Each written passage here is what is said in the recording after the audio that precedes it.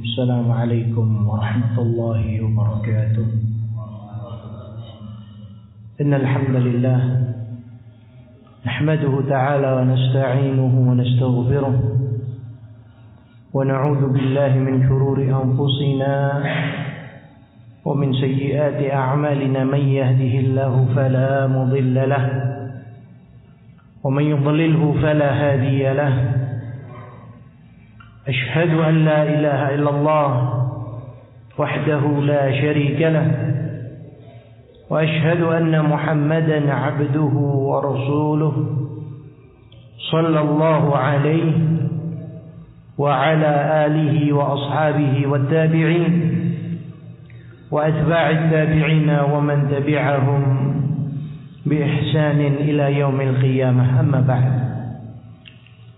Pada sesi yang pertama tadi telah kita sampaikan beberapa adab, beberapa poin penting bagi praktisi kesehatan sehingga mereka bekerja di atas bimbingan, bekerja di atas barakah, senantiasa berada pada batasan-batasan Allah Jalla Jalaluh. Kemudian di antara adab yang harus dipegang oleh praktisi kesehatan adalah tafaqquh fiddin. Tidak boleh bagi mereka berhenti belajar. Jika tadi kita sampaikan wajib bagi mereka untuk yang terbaik, itqan dalam amal, betul-betul menguasai dalam pekerjaannya, maka pada poin kali ini kewajiban mereka untuk betul-betul mempelajari secara khusus hal-hal yang ada kaitannya dengan pekerjaan mereka. Yang kami maksudkan adalah tafaqquh fiddin, mempelajari ilmu syar'i.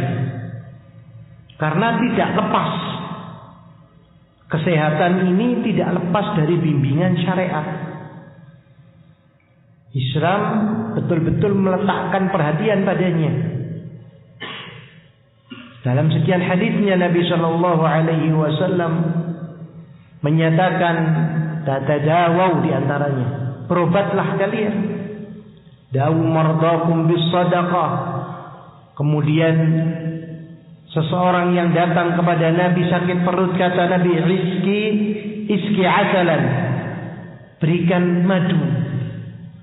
Kemudian Nabi juga menyatakan sebaik-baik obat adalah habbatus sauda dan lain sebagainya. Itu semua adalah bagian daripada perhatian Islam terhadap ilmu kesehatan.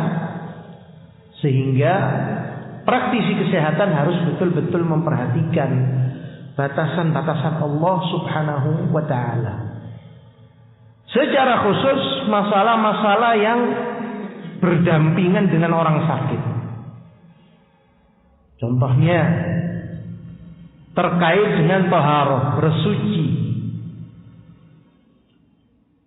Pasien ini macam-macam. Orang yang sakit ini macam-macam. Ada di antara mereka yang bisa untuk terkena air, ada yang tidak. Sedangkan kaum muslimin mereka menunaikan sholat. Dan sholat itu harus didahului dengan taharah, bersuci, dan hukum asalnya bersuci itu menggunakan air. Sehingga harus tahu praktisi kesehatan kapan pasien ini boleh menyentuh air, kapan mereka tidak boleh menyentuh air. Sehingga di sana dibutuhkan apa? Tafaqquh fiddin, mempelajari ilmu agama, bagaimana aturan Islam, karena mereka adalah orang yang langsung berhadapan dengan pasien. Kalau memang dibentuk tim bimbingan rohani misalnya, ini tidak bisa langsung mereka ada waktunya, ada saatnya, mungkin ada visitnya mereka ke kamar-kamar pasien di waktu-waktu tertentu. Akan tetapi perawat secara khusus Mereka adalah orang-orang yang mendampingi pasien, sehingga mereka harus tahu.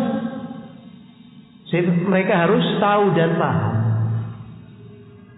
Seseorang, barakallahu fikum, ini tidak boleh meninggalkan taharah dengan air kecuali pada dua keadaan, pada dua kondisi. Yang pertama, imma ketika air itu tidak ada, maka kata Allah fatayammamu sa'idan thayyiban, boleh tayammum. Kondisi yang kedua, ketika sakit dan dengan tersentuhnya kulit tersebut atau badannya dengan air akan semakin menambah rasa sakitnya, maka seketika itu boleh baginya untuk tidak menyentuh air. Bahkan boleh hanya diusapkan saja di kain yang mengikat luka misalnya. Sebagaimana ada salah seorang sahabat yang meninggal karena sebab ketidakfahaman sebagian sahabat yang lain. Satu sahabat yang terluka, kemudian kata sahabat yang lain, ini tidak bisa, harus taharah dengan air, tidak ada udzur dan lain sebagainya. Maka ketika Nabi SAW tahu, kata Nabi, qataluhu qatalahumullah, mereka telah membunuh orang ini. Mereka telah membunuh orang ini. Semoga Allah mematikan mereka. Ini marah betul Nabi Shallallahu Alaihi Wasallam. Maka binasa orang tersebut. Kemudian Nabi katakan, ala salu izlam ya'lamu. Tidakkah mereka mau bertanya ketika mereka tidak tahu? Ternyata mereka gengsi, tidak mau bertanya. Sebagian orang demikian. Sebagian orang gengsi. Sebagian memang ya wis atas kadar dirinya. Gimana ya dianggap darurat. Ini kondisi para sahabat, mereka tidak tahu, memang betul-betul tidak tahu. Adapun manusia sekarang, sebagian mereka gengsi. Maka kata Nabi, ala zalu idlam ya'lamu. Maukah mereka bertanya ketika mereka tidak mengetahui? Fa inna masyifa'ul al-ilm. Ketahuilah bahwasanya obat atau syifa'ul as-su'al, obat daripada kebodohan itu adalah bertanya. Kata Nabi SAW. Kemudian Nabi sebutkan, Nabi jelaskan. Kata Nabi SAW, innama kana yakfi an yatayammam. Cukup baginya bertayammum. Dan wa ya'sif ala jar'ihi khirqatan. Dan ia mengikat lukanya dengan kain, dengan perban atau yang semisal itu. Tsumma yamsah 'alaiha, dan diusapkan saja. Kata Nabi SAW. Sehingga barakallahu fikum, karena salah di dalam memutuskan, akhirnya muncullah korban. Sakitnya pun semakin parah. Sehingga penting tidak praktisi kesehatan mengetahui ilmu yang semisal ini. Penting sekali. Dan ini sayang, seribu sayang. Sebagian mereka malu untuk mempelajari fikih dalam agamanya. Dalam keadaan mereka sholat, dalam keadaan mereka puasa di bulan Ramadan, dalam keadaan mereka juga membayar zakat. Itulah ya, karena malu, karena kesombongan, mungkin dianggap, oh saya kan sudah S2, saya sudah S3, masa saya tanya sama seorang ustaz. Ya. Nah, ini rasa sombong yang tidak seharusnya. Seharusnya seseorang semakin tinggi ilmunya, semakin merendahkan diri di hadapan manusia. Kemudian juga praktisi kesehatan, secara khusus dokter dan juga perawat. Mereka akan mendapati satu bulan yang disebut dengan bulan Ramadan. Yang dimana di bulan Ramadan kaum muslimin serentak puasa mereka. Ya, terkadang pasien tidak boleh puasa. Setelah dilakukan riset dan lain sebagainya, maka ahli medis menetapkan kalau pasien dengan gejala ini dan itu tidak boleh berpuasa. Sebagian pasien ada yang mokong, ya, tahu mokong? Mokong ini maksa. Sebagian pasien saya maksa. Oh enggak, saya kan orang Islam Pak Dokter. Saya harus puasa. Jangan Bu, karena akan semakin parah. Ketika dokter atau perawat menjelaskan dari sisi keyakinannya, maka akan semakin plong, akan semakin lapang dada. Oh iya, berarti saya ini termasuk orang yang diberikan uzur. Karena Allah Subhanahu wa taala menyatakan, "Faman kana minkum maridan aw 'ala safarin fa'iddatun min ayyamin ukhar." Barang siapa di antara kalian sakit atau dalam perjalanan, maka boleh diganti di waktu yang lain. Sehingga butuhlah praktisi kesehatan mengetahui adna ilm, yang paling ringan dari apa yang harus mereka ketahui. Setidaknya minimal mereka tahu Islam memberikan uzur minimal. Alangkah baiknya ketika mereka lebih mempelajari pelajaran-pelajaran yang rinci. Mohon maaf, insya Allah yang dipelajari oleh dokter dan perawat itu sangat-sangat detail terkait dengan urat-urat manusia, anggota badan, anatomi. Artinya mempelajari sedikit fikih dalam Islam itu bukan perkara yang berat. Bukan perkara yang berat, tinggal dibaca atau minimal dia mau bertanya. Begitu juga pasien akan dihadapkan dengan lawan jenisnya, atau dokter perawat akan dihadapkan dengan lawan jenisnya. Sedangkan Islam mengatur itu. Bagaimana seorang laki-laki dengan perempuan, mana batasan boleh dan tidaknya. Tanpa tafaqquh fiddin, tanpa ilmu agama, maka mereka akan buta. Sehingga terjadilah apa yang terjadi. Sehingga tidak sedikit kasus di rumah sakit pelecehan seksual dan lain sebagainya. Karena tidak diberikan bekal ilmu. Ketika mereka sekolah pun di fakultas kedokteran atau mungkin di keperawatan, tidak diberikan ilmu yang detail, sedetail-detailnya terkait dengan pekerjaan mereka dari sisi syar'inya. Islam betul-betul menjaga. Islam ini agama yang paling betul-betul menjaga bagaimana tidak terjadi kriminalitas dan bagaimana tidak terjadi perkara yang lebih berat karena sebab bermudah-mudahan. Sehingga Islam memberikan uzur, orang yang sakit boleh untuk tidak berpuasa. Islam memberikan uzur, bolehnya laki-laki untuk menangani pasien perempuan dengan batasan. Ada semua dibahas di dalam Islam. Bahkan yang diharamkan pun di dalam Islam. Termasuk menyentuh wanita haram dalam Islam hukumnya. Tidak boleh laki menyentuh perempuan. Ini haram dalam Islam. Begitu juga bahkan mimbagu darurah, dalam rangka meniadakan kesulitan seseorang. Hatta makan yang diharamkan. Contohnya, mohon maaf, babi yang diharamkan dalam Islam. Dalam kondisi darurat, tidak ada makanan sedikit pun di hadapannya kecuali yang haram, maka boleh baginya untuk memakannya. Akan tetapi perlu diketahui ad-daruratu bihul mahdzurat.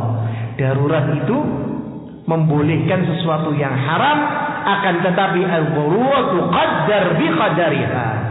Itu ditentukan dengan kadarnya. Sampai mana batasannya? Itu yang harus dipahami. Begitu juga dokter perawat secara khusus ya, mohon maaf, yang sering menangani langsung adalah para perawat. Mereka akan menangani kasus-kasus kecelakaan yang ada kaitannya dengan luka dan lain sebagainya. Ternyata dalam Islam itu ada ahkam al-juruh. Ada dalam Islam dibahas dalam fikih Islam. Sehingga sangat butuh. Ya, sangat butuh praktisi kesehatan mempelajari ilmu-ilmu agama. Kemudian barakallahu fikum, Di antara poin yang juga tidak kalah pentingnya adalah untuk betul-betul memahami apa yang diharamkan di dunia kesehatan. Apa yang diharamkan di dunia kesehatan. Contoh, tidak boleh baginya untuk membunuh. Maksudnya membunuh apa? Secara khusus di bidang obscen, ya, namanya obscen. Istilahnya aborsi, ya, membunuh janin yang ada di perut ibunya. Nah, ini diharamkan dalam Islam, tidak boleh. Seseorang membunuh orang lain, apalagi membunuh anaknya sendiri. Illa li maslahah, kecuali ketika ada maslahat. Maslahat bagi yang hidup, maslahat bagi ibunya. Karena yang di dalam perut belum tentu hidup. Ada maslahat, dan maslahat itu betul-betul dipertimbangkan. Maka dengan demikian diperbolehkan. Ini termasuk yang haram, termasuk juga yang diharamkan. Contohnya steril tanpa adanya maslahat. Hanya ingin sudah cukup, ya, simbol-simbol yang ada cukup 2 anak, ya, tak boleh dalam Islam. Islam ini memotivasi untuk kita ini memperbanyak umat. Tazawwajul wadudul walud, kata Nabi. Nikahilah wanita yang subur dan penyayang. Fa inni mukatsirun bikumul umam. Karena aku ini memperbanyak umat. Diutus oleh Allah untuk memperbanyak umat manusia. Sehingga menahan tanpa ada sebab tidak diperbolehkan. Kecuali KB untuk jarak misalnya. Tanpa harus mematikan. KB ditahan jaraknya, mungkin anak masih kecil, boleh dalam Islam, diperbolehkan. Para ulama memberikan rukhsah. Adapun sama sekali diangkat lahirnya tanpa sebab, ya cukuplah anak saya sudah 2. Nah, ini tidak boleh dalam Islam. Ini tidak diperbolehkan. Begitu juga tajmil, yaitu di bagian operasi bedah. Dia memperbesar bibir misalnya untuk kecantikan tanpa ada maslahat. Dan ada maslahatnya, kepingin apa? Kepingin ayu. Nah, ini perempuan biasanya kepingin terlihat cantik, ya. Ketika dilakukan untuk suaminya masih mending, ya. Tapi ternyata mereka lakukan itu untuk bersolek di hadapan kaum laki-laki. Hanya ingin apa? Ingin dirinya menjadi pandangan kaum laki-laki yang bukan mahramnya, yang diharamkan bagi mereka untuk memandang wanita tersebut. Membesarkan apalah bagian daripada tubuhnya dan lain sebagainya, tajmil. Tanpa ada maslahat dalam Islam, haram, tak boleh. Sehingga butuh, ya, mereka yang bekerja di bidang kesehatan untuk mengetahui. Begitu juga mereka butuh tahu bahwasanya Nabi SAW menyatakan apa? La'anallah al-wasilah wal mustawsilah. Allah melaknat wanita yang menyambung rambut, ya, menyambung rambut, dilaknat. Begitu juga namisah wal mutanammithah. Allah melaknat wanita yang menghabiskan bulu yang ada di alisnya dan yang minta untuk dibegitukan. Wal washimah wal mustawshimah. Dan Allah melaknat wanita-wanita yang memasukkan seperti jarum atau apalah dengan tujuan ingin menampakkan bagian tubuhnya sehingga terlihat lebih cantik, anggun dan menawan. Mereka harus tahu itu. Sehingga ketika ada pasien datang, ditanya apa maslahatnya. Ketika tidak, Anda sebagai dokter, ya, akan terkena ancaman memakan harta orang dengan batil. Tidak boleh. Hanya karena uang Anda mau mengerjakan itu, sedangkan Allah mengharamkan itu. Anda menjadi sebab pasien Anda terlaknat. Dan Anda terkena karena Anda tolong menolong di dalam urusan tersebut. Sehingga berapa dosa yang sudah antum tumpuk, yang sudah antum buat dengan melakukan perkara-perkara tersebut. Ini barakallahu fikum terkait dengan adab syariah bagi praktisi kesehatan. Kemudian bagian yang kedua, kita sampai jam berapa ini? Sampai jam 4. Ada bagian yang kedua, keumuman kewajiban dan adab bagi para pekerja, karyawan, dan siapapun namanya ketika mereka bekerja dengan orang lain. Ya. Ketika tadi yang sudah kita bahas terkait dengan praktisi kesehatan, maka pada poin yang kedua ini adalah tentang karyawan, pekerja, apalah namanya, ya, sebut saja mungkin bagian dapur, bagian laundry, bagian apalah. Intinya mereka bekerja di sebuah lembaga atau bekerja dengan orang lain. Maka Islam betul-betul mengatur itu karena pekerjaan ini adalah kebutuhan. Sehingga apa yang menjadi kebutuhan daripada umat ini Islam mengatur. Di sana ada adab-adab penting yang perlu kita tahu.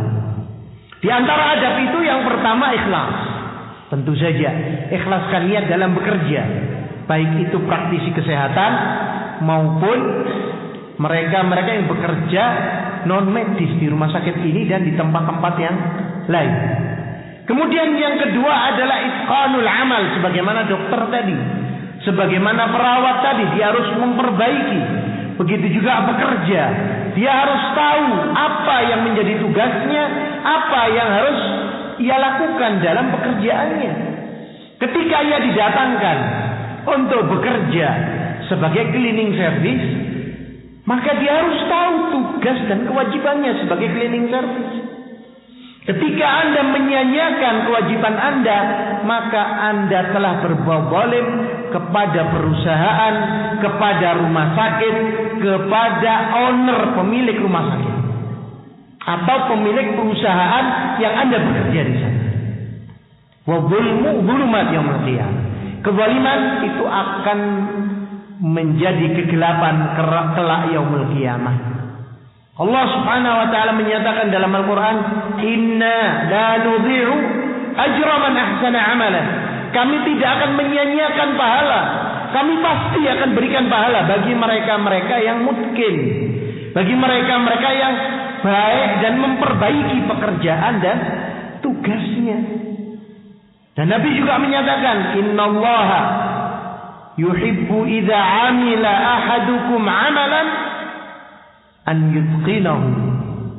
Allah senang kepada kalian jika melakukan sebuah pekerjaan ia menguasainya. Tidak apa? Tidak setengah-setengah. Sehingga orang Arab mereka menyatakan al-kamalu 'izz. Ya. Usaha upaya untuk sempurna. Karena kita kaum muslimin tahu tidak ada yang sempurna di dunia ini, hanya Allah. Bagaimanapun kita berusaha untuk memperbaiki pekerjaan kita, pasti ada saja yang terluputkan. Maka ini yang dimaafkan. Adapun taksir sengaja untuk merusak kewajiban kita, maka demikianlah yang berdosa. Sehingga upaya untuk memperbaiki sampai mendekati kesempurnaan itu adalah kemuliaan, kata orang Arab. Dan ini yang harus kita perhatikan. Kemudian yang kedua adalah wajib bagi kita semua untuk betul-betul memanage waktu, mengatur waktu, terutama dalam pekerjaan kita. Tentunya seseorang yang bekerja di sebuah lembaga, mereka ada jam kerja, kapan dia harus datang dan kapan dia harus pulang. Nah, ini yang harus diperhatikan yang pertama. Kemudian tidak boleh baginya menyia-nyiakan waktu, tadhiyil awqat, karena termasuk kufur nikmat. Nabi SAW menyatakan, ni'matani maghbunun bihima katsirun minan nas. Dua nikmat yang banyak dari manusia, mereka itu lalai, mereka itu lupa, mereka itu tidak sadar ketika mereka itu tertipu dengan dua nikmat itu. Qala as-sihhatu wal faragh. Kesehatan yang Allah berikan. Kemudian yang kedua kesempatan. Kesempatan. Sehingga dia tidak menyia-nyiakan waktu. Ambil waktu kosongmu untuk memberikan manfaat kepada manusia. Terutama di lingkungan kamu bekerja. Ini setidaknya kita memenuhi apa yang diperintahkan oleh Nabi Sallallahu Alaihi Wasallam. Dalam sebuah hadis, Nabi SAW menyatakan, "Irtanim khamsan qabla khamsin." Manfaatkan 5 sebelum 5, kata Nabi SAW. Yang pertama, syababaka qabla haramik. Masa mudamu sebelum datang masa tuamu. Di waktu muda, ini waktu produktif. Waktu yang kita ini bisa untuk melakukan pekerjaan yang berat sekalipun. Maka manfaatkan kesempatan itu. Selama itu di jalan Allah, selama Anda lakukan ikhlas karena Allah, walaupun yang Anda cari adalah dunia untuk memenuhi kebutuhan Anda, kebutuhan anak Anda, kebutuhan keluarga Anda. Ikhlaskan niat karena Allah, mencari nafkah. Di masa-masa itu manfaatkan sebelum datang masa tuamu. Wasihhataka qabla maradik. Masa sehatmu sebelum engkau sakit. Wa ghinaka qabla fakrik. Kecukupanmu ketika engkau bisa cukup, punya cukup harta untuk bersedekah, untuk memberikan manfaat untuk orang lain. Maka manfaatkan kesempatan itu sebelum datang masa miskinmu, masa fakirmu. Wa faraghaka qabla syughlik. Dan kesempatanmu sebelum engkau disibukkan dengan sesuatu. Wa hayataka qabla mautik. Dan kehidupanmu sebelum datang ajal dan kematianmu. Sehingga barakallahu fikum, wajib bagi kita untuk betul-betul memanage waktu di dalam bekerja, karena waktu ini adalah amanah. Ketika amanah yang diberikan kepada kita tidak kita manfaatkan sebaik-baiknya, maka pasti akan menjerumuskan kita kepada hal-hal yang tidak bermanfaat. Sebagaimana dalam pepatah Arab menyatakan, waktu ini kasih seperti pedang. Ya, seperti ibarat pedang. In lam yaqta'ak atau in lam ta'khud waqtak atau kama qala, jika engkau tidak mengambil waktumu, memanfaatkan waktumu, illa qata'ak, kecuali waktu itu akan menebasmu. Ketika engkau tidak memanfaatkan kesempatan dan waktumu, maka waktu itu akan menyebabkan engkau terjerumus pada sebuah kejelekan. Nas'alullah as-salamata wal afiyah. Wallahu taala alam bisawab. Masih ada sisa daripada materi kita. Insyaallah kami lanjutkan kembali besok setelah asar. Subhanakallahumma wa bihamdika asyhadu an la ilaha illa anta astaghfiruka wa atubu ilaik. Assalamu alaikum warahmatullahi wabarakatuh.